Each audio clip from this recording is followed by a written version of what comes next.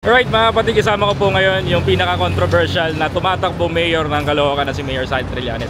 Mayor, itong accomplishment mo pinag-usapan ng buong mundo.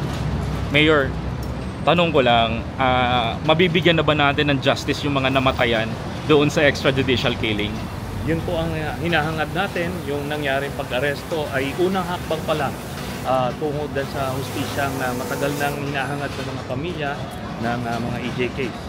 Kaya tayo ay umaasa at papatuloy pa rin tayong tutulong para makalap yung iba pang ebidensya at testigo para masiguradong makamit yung hustisya na yan. Ayan. Mayor, nung tinail nyo na magdalo ito, ano yung na-feel nyo nung nalabas na yung warrant of arrest ni Duterte? Siyempre po, tayo po ay natuwa, no? Kasi talagang mahabang biyahe nga yan, 8 taon. Pero inisip rin natin na ito yung importanteng simbolo na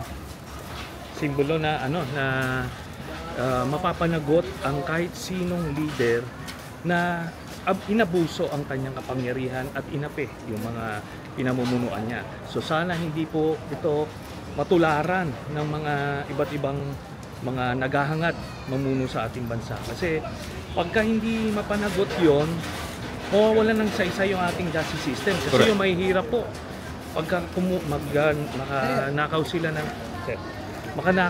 ng isang latang sardinas, makukulong sila. Makukulong eh. Pero yung pumatay ng libo-libo, hindi. So kailangan natin to para magkaroon ng saysay yung ating justice system. Correct, Mayor. One last question, Mayor. Yeah. May nakita lang ako. Parang walang bearing yung parang hindi nag-bearing yung pagkakakulong nito yung walang bearing sa dito sa Caloocan yung pagkakakulong nito dito. Kasi parang pansin ko, Mayor, hindi naman nag-effect, walang galit eh. Napansin ko eh.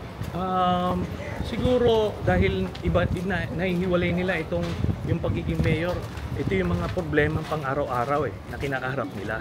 Yung kasing pag-iidolo nila sa mga national leaders, national politics, hindi directly sila naapektuhan. Pero hindi naman natin, we're not gloating, hindi natin pinagduduldulan. Basta't pinapaintindi natin na ito lang ang tamang gawin. Magandang tanghali, Mayor. Magandang tanghali. Kaya nakita nyo mga kabayan ko, sabi siya walang effect. Ito lang po yung karapat-dapat na gawin dahil ito po yung tama. One last question, Mayor. Anong message mo sa mga pamilya na matayan?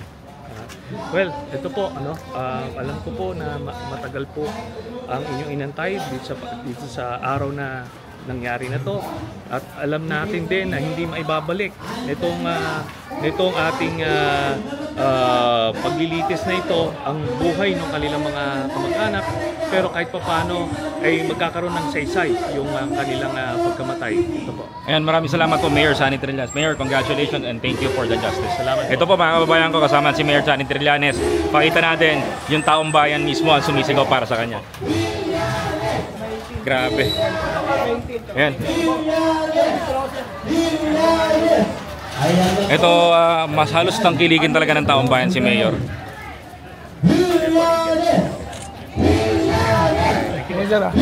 Grabe. Hindi na maganda umayaw mga tao. Sabi ko sa inyo mga kababayan.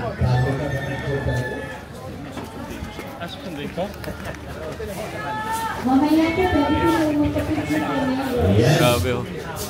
Kayo lang po ang mag-scan kung punong, husay at tunay na panindigan ng pag-usapan. Nandiyan dyan si Mayor Sani Trillanes!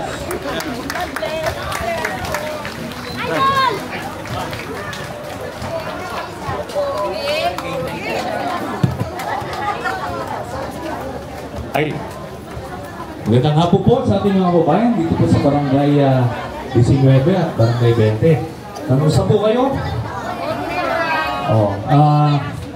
Pasensya na po nabisita po ang Team Trillanes. Ito yung katunayan sa likod ko. Dahil nais po namin magserbisyo po sa inyo. Walang epekto yung mga paninira ng kalaban kay Mayor Sani Trillanes regarding dun sa mga sinasabi ng mga DDS na galit ang taong bayan. So ito, kitang-kita ninyo, sinasalubong si Mayor Sani, tinitignan, talagang niyayakap dito sa lungsod ng Caloocan. So far, mga kapatid, yan po yung mga latest na balita natin na gusto ko po ihatid sa inyo ngayon dito sa lungsod ng Caloocan. Nakita nyo kung paano salubungin, kung paano abangan yung taong gumawa ng paraan upang mapanagot itong si dating Pangulong Duterte sa kanyang pagkakasala sa hindi lang sa taong bayan kundi sa karapatang pantao.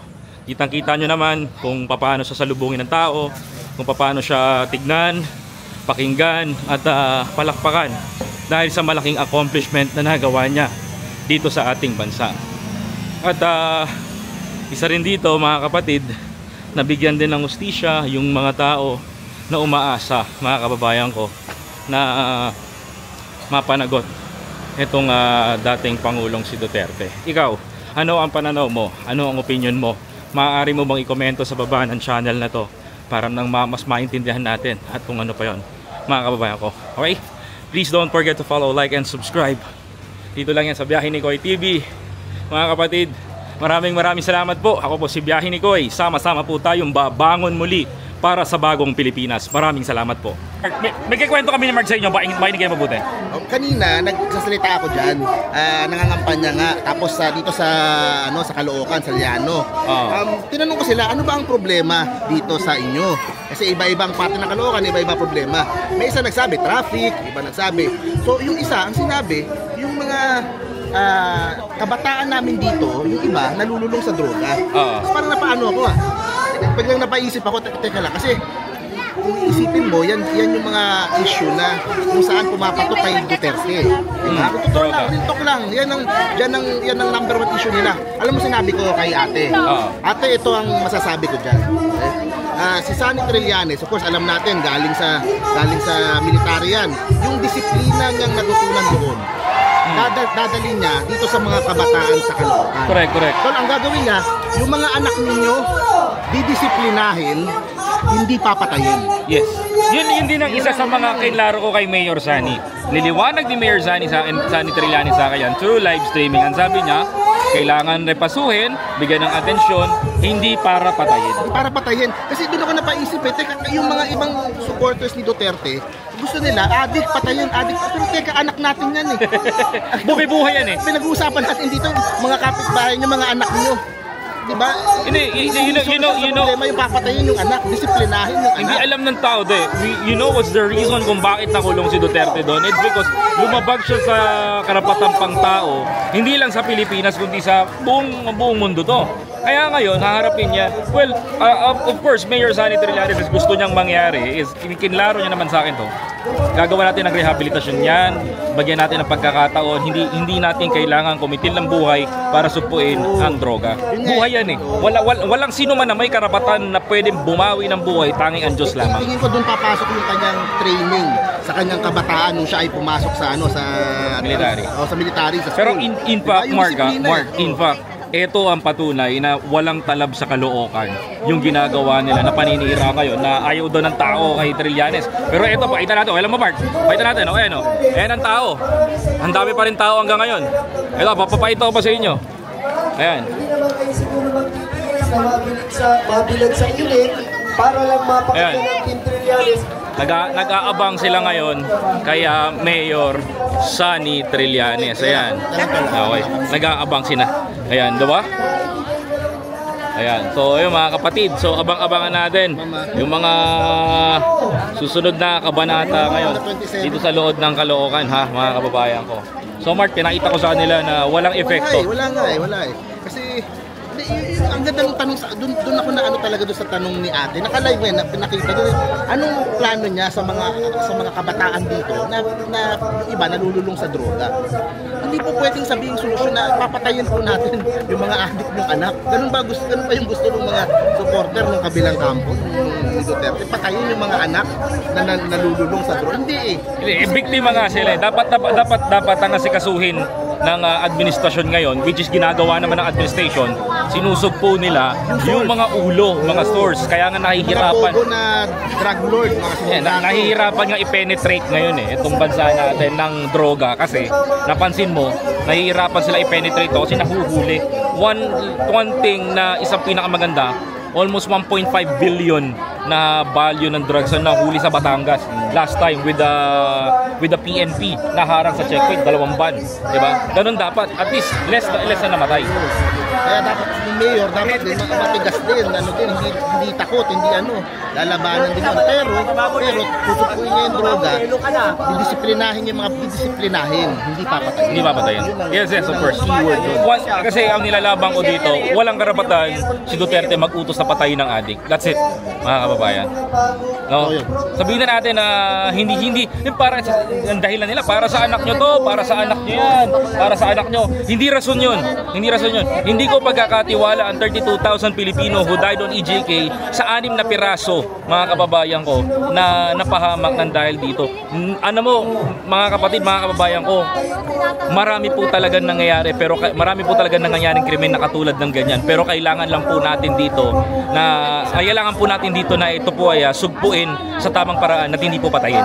Ito gusto ko din idagdag kasi alam naman ng mga tao, alam naman nila na Duterte, mortal na kaaway kong Trillanes. Yes, correct. Si Duterte, sinubukan niyang ipakulong si Trillanes, tanggalin yung amnesty.